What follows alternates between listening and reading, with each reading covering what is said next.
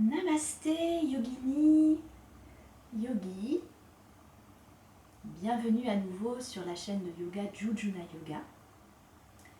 J'espère que vous allez bien et je vous souhaite une très belle année 2023. Mes meilleurs vœux.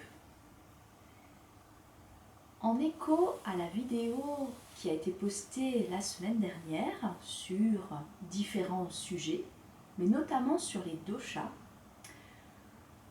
je voulais revenir sur les 3 doshas en particulier. Donc je vais décomposer vidéo par vidéo les 3 doshas. Donc il y aura 3 vidéos dédiées à ces 3 constitutions doshiques. Peut-être que vous vous reconnaîtrez dans l'une d'elles. Aujourd'hui, on va parler de la constitution doshique Vata. Vata, ce sont des personnalités plutôt aériennes. Les 2 éléments qui les composent sont l'air et l'éther. Donc, on a de l'aérien. On n'est pas dans de l'ancrage et du terrestre. Ce sont des personnalités sensibles qui peuvent être impulsives et qui sont facilement débordées, facilement à bout de nerfs. Dans les côtés positifs, ce sont des personnalités qui sont très dynamiques, qui entreprennent beaucoup de choses et qui sont en général très créatives. Quand leur dosha est déséquilibré, puisque c'est bien là tout le problème, les doshas se déséquilibrent, eh bien, les conséquences de ce déséquilibre peuvent être un manque de sommeil, des insomnies,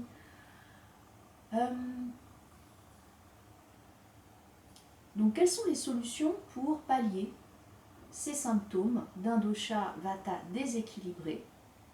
Eh bien,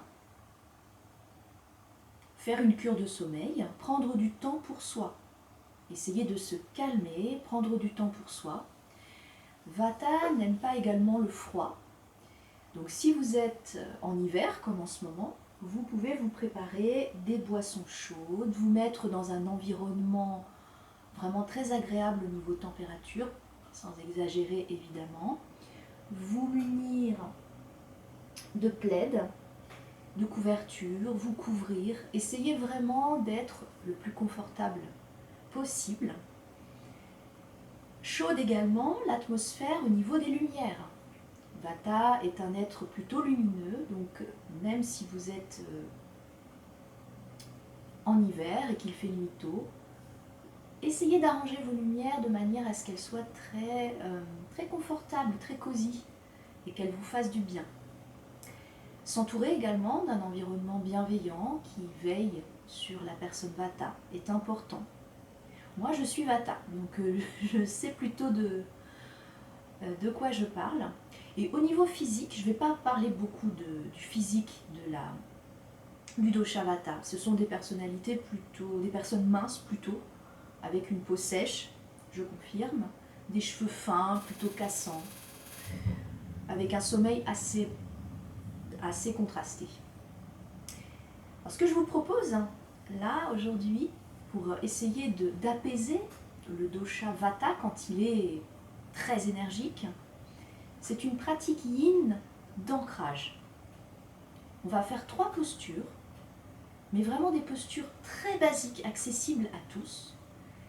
Des postures qui vont essayer d'ancrer votre corps dans la terre et de vous ressentir à un autre endroit que là où vous vous ressentez d'habitude, c'est-à-dire plutôt dans le côté aérien, les Vata.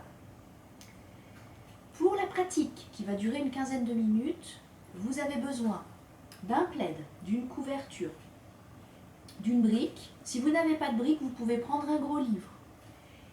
De coussins, si vous avez un bolster, c'est encore mieux. Moi, je n'en ai pas. Donc de 2 coussins. Et c'est tout. Donc on va tout de suite venir pratiquer la première posture qui est la posture de la libellule. Donc là on est en yin yoga. Les postures ne sont absolument pas challengeantes.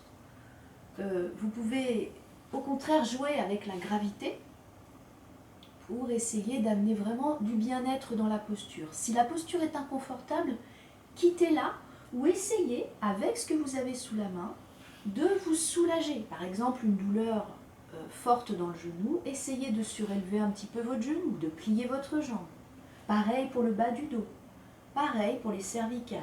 Attention, cervicales, bas de dos, genoux, poignets aussi, mais là on va pas travailler les poignets aujourd'hui, peuvent être assez dangereux si on ne fait pas attention. Donc écoutez votre corps, écoutez-vous. On va venir écarter les jambes, se placer sur les ischions, donc vérifiez bien que vous êtes bien sur les os de vos fesses. On écarte les jambes, il n'y a pas de largeur prescrite. Écartez juste les jambes pour que vous vous sentiez bien. On va inspirer ici, et on va expirer, on va légèrement plonger vers l'avant. On va venir poser d'abord peut-être les mains au sol. Et on va rester là, vous pouvez abaisser la tête. Donc ici, le but est de bien sentir tout l'ancrage de l'arrière des cuisses dans le sol, également les os de vos fessiers, vos ischions. Fermez les yeux. Vous pouvez vous accompagner d'une musique douce, calmante. Laissez faire la gravité tout doucement. Adaptez la posture à chaque moment de l'évolution de la posture. Si vous n'arrivez absolument pas à basculer vers l'avant, c'est là où les coussins peuvent être d'une grande utilité. Si vous avez un bolster, c'est tout simplement parfait. Vous placez votre bolster qui arrivera à peu près à votre front et vous placerez votre front dessus et c'est lui qui va soutenir tout le haut de votre corps. Si vous avez des coussins, vous pouvez faire la même chose, alors soit en essayant de les placer comme ça, contre le corps, un petit peu en biais, comme ceci. Ou sinon, vous pouvez les placer devant vous. Peut-être comme ça aussi, voilà, c'est peut-être mieux. Et essayez de vous reposer dessus. Si rien ne marche, vous pouvez tout à fait rester comme ça, le regard incliné vers le sol. Vous allez sentir au bout d'un moment, votre corps peut être un peu penché en avant. Laissez faire.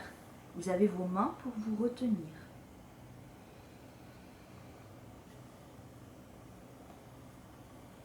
La posture de la libellule, pour ceux qui sont très souples, est une posture qui est vraiment de lâcher prise, puisque vous pouvez passer par les avant-bras au sol. Et si vraiment votre corps le demande, votre corps, pas votre esprit, vous pouvez abaisser le haut de corps sur le sol et voir ce qui se passe. Si la posture est trop intense, redressez-vous avec vos mains. Bref, explorez la posture.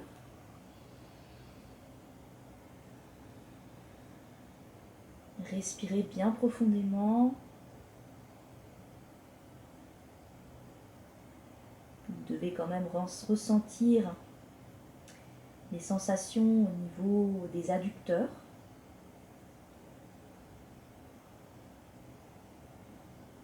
L'arrière des genoux, les talons qui sont très ancrés dans le sol.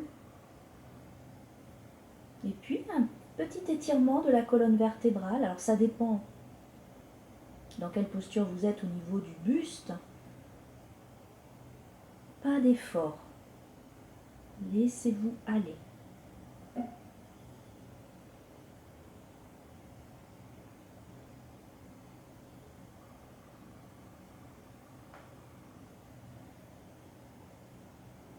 Observez votre respiration pendant que vous faites cette posture.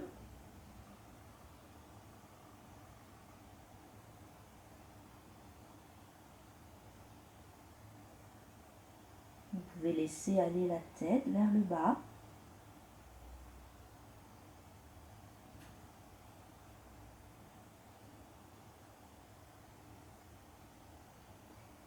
C'est intéressant également de voir à quel moment de la posture vos pensées reviennent, à quel moment vous lâchez la respiration. Bref, toutes ces petites analyses de la pensée aident à vraiment se connaître quand on est en pratique yin, pratique vraiment passive presque,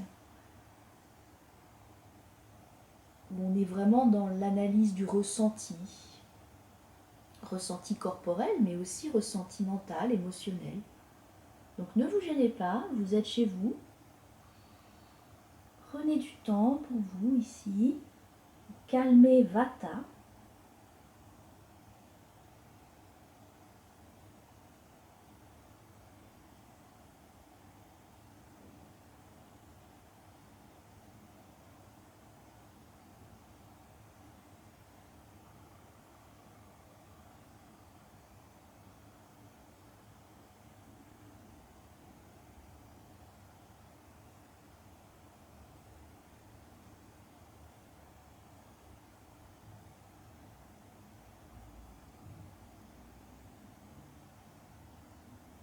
Et tout doucement, vous viendrez vous aider des bras pour vous redresser tout doucement. Retrouvez un dos droit. Vous viendrez avec vos mains refermer vos jambes. Vous pouvez un peu secouer vos jambes, faire des petits essuie-glaces à droite, à gauche pour libérer les tensions des jambes. Vous pouvez aussi faire les essuie-glaces dans l'autre sens.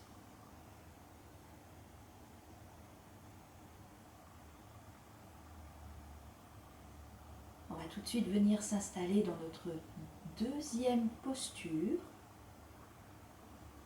Mettez-vous sur le dos, dégagez bien le tapis de tous les objets. On va faire une petite résonance avant de passer à la deuxième posture. Donc, venez vous installer dans la posture de Shavasana, la posture du cadavre. Et on va rester quelques instants ici. Notez ce plaisir d'allonger le dos au sol après cette petite flexion avant.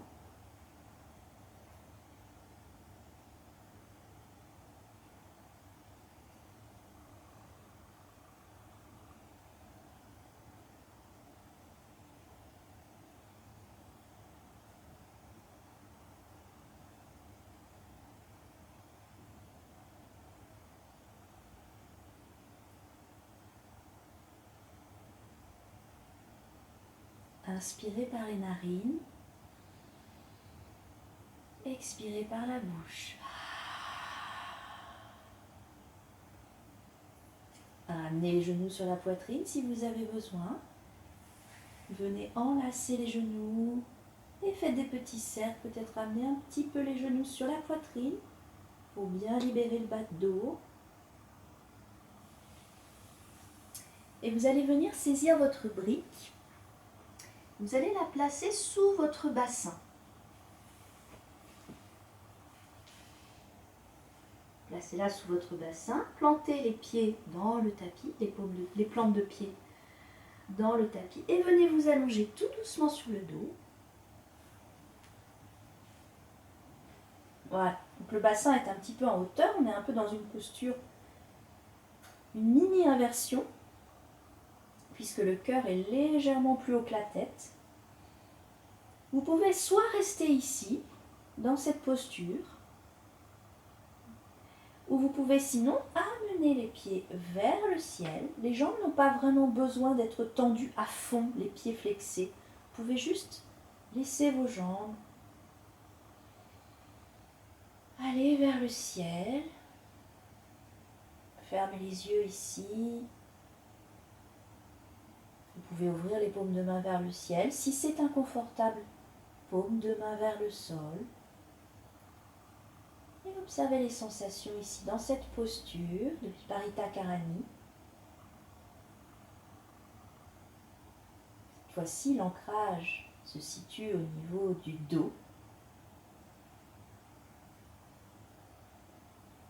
Tout le haut de votre dos s'étale complètement sur le sol. C'est une sensation très différente de la posture précédente, la posture de la libellule. Parce qu'ici, on est un peu en équilibre sur la brique.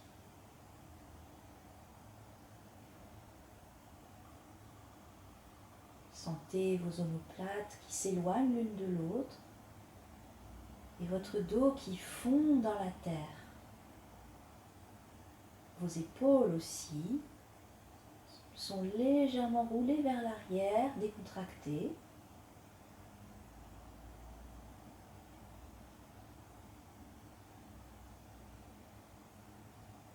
On va rester encore quelques instants dans cette posture. Sentez également l'ancrage au niveau du bassin qui est beaucoup plus précaire, on va dire, puisque votre bassin est sur la brique.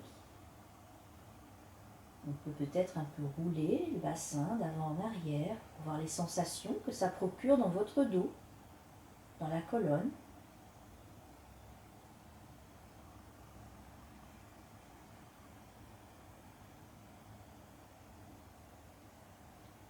Axez votre attention sur votre respiration.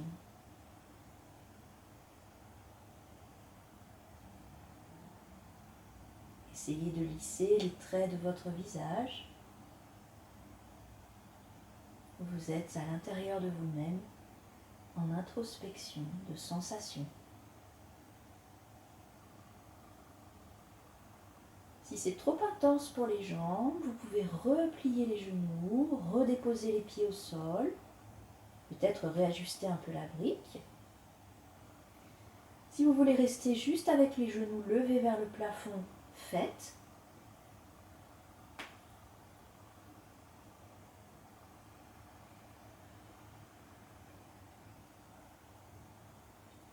Longues inspires, longues expires.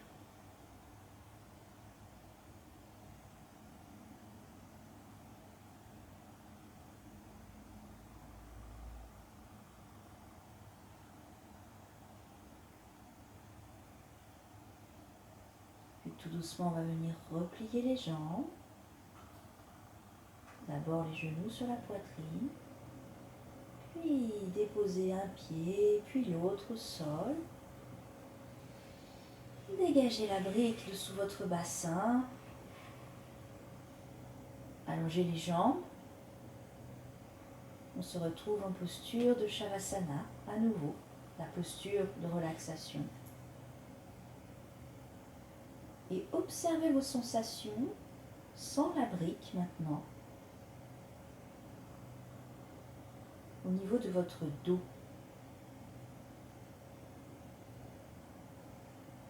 Est-ce que vous vous sentez plus élargi au niveau du dos, plus aplati?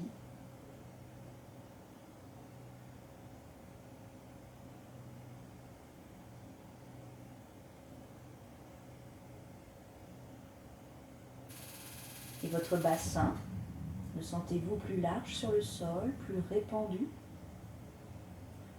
Ou rien de toutes ces sensations et tout est acceptable? Ce sont vos sensations.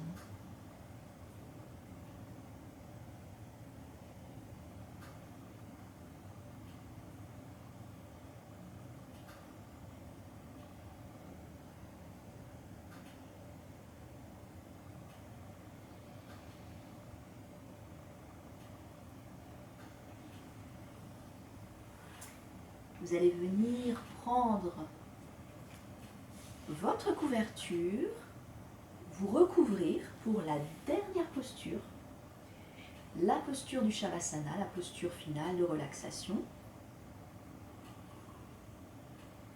Couvrez-vous bien. Pendant cette posture de relaxation, je vais vous proposer une petite méditation.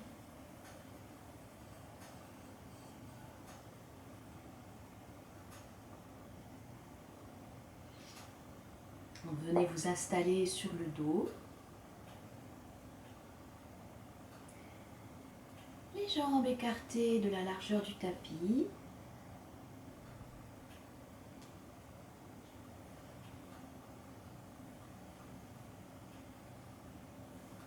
les bras le long du corps, paume ouverte, soit vers le ciel, en posture d'accueil, ou soit vers le sol, ce qui est le plus confortable pour vous. Une fois que vous avez trouvé votre posture de relaxation, essayez de ne plus trop en bouger pour garder vraiment la concentration à l'intérieur de vous.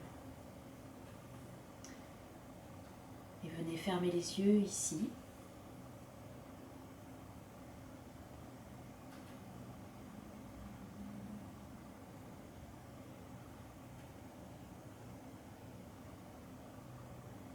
Faites les derniers ajustements pour votre posture.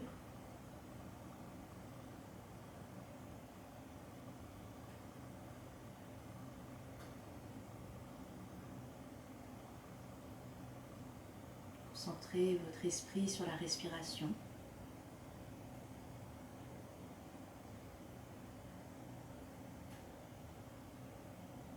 Vous allez vous imaginer sur une plage, la plage de votre choix. Ça peut être une plage inventée par vous ou une plage que vous connaissez très bien. Choisissez votre plage. Vous imaginez un beau sable de la couleur qui vous plaît. Bon, ça serait plus dans les blancs, mais peut-être que ce n'est pas pareil pour tout le monde. Donc, choisissez la couleur du sable, la couleur de l'eau. Et vous arrivez sur cette plage, vous vous installez. Vous ne mettez pas votre serviette sur le sable, vous vous installez directement sur le sable pour bien sentir les sensations de la terre. Le sable est chaud, comme vous aimez, et vous sentez sa qualité souple sous vous.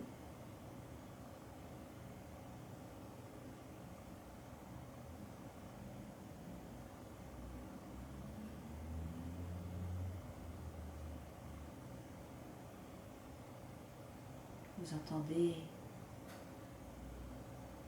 le bruit des vagues. Avec vos doigts, vous lissez le sable et vous l'égrenez, ce qui vous apporte une joie presque comme un enfant.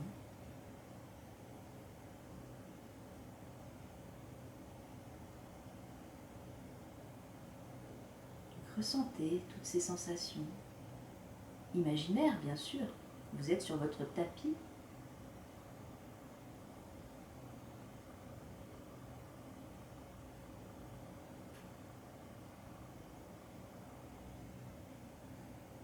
Ancrez-vous dans ce sable, prenez l'énergie de la terre, nourrissez-vous de cette énergie.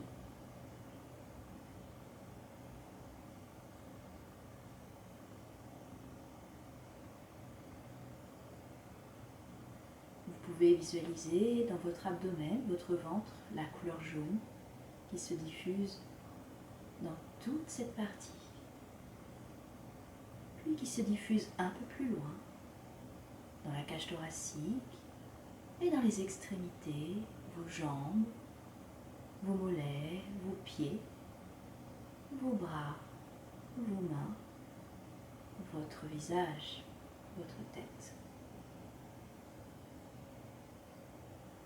Visualisez cette couleur qui se répand dans votre corps, la couleur du sable, de mon sable, la couleur jaune de la lumière. Et les Vatas ont besoin de lumière.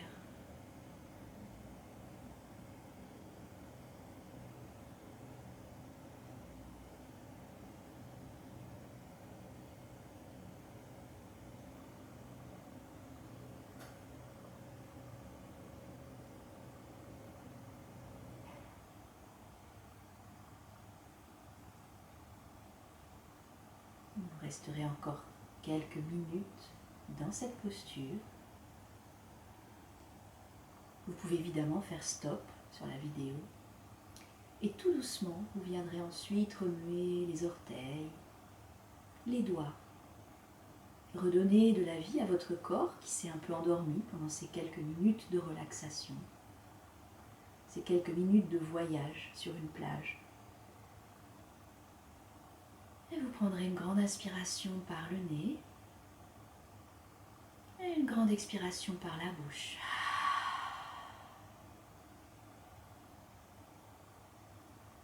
Encore une fois, par le nez, inspirez. Expirez par la bouche. Videz toutes les pensées négatives. Ancrez-vous. Dernière fois, inspirez par le nez. Expirez par la bouche.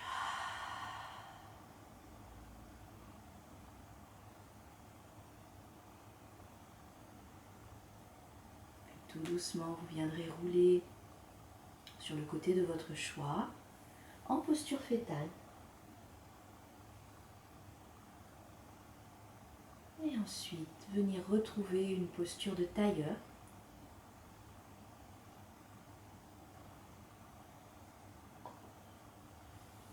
Joignez les mains en prière devant le cœur, fermez les yeux. Inspirez ici, expirez, abaissez le visage. Remerciez-vous pour votre pratique. Namasté à tous. Si cette pratique vous a plu, n'hésitez pas à liker la vidéo et également à vous abonner à ma chaîne. Vous pouvez également cliquer sur la petite cloche pour avoir les dernières vidéos fraîchement mises en ligne. Je vous dis à très bientôt pour de nouvelles vidéos. Les 2 prochaines seront consacrées au dosha Pitta et ensuite Kapha pour les rééquilibrer. Namasté, à très vite.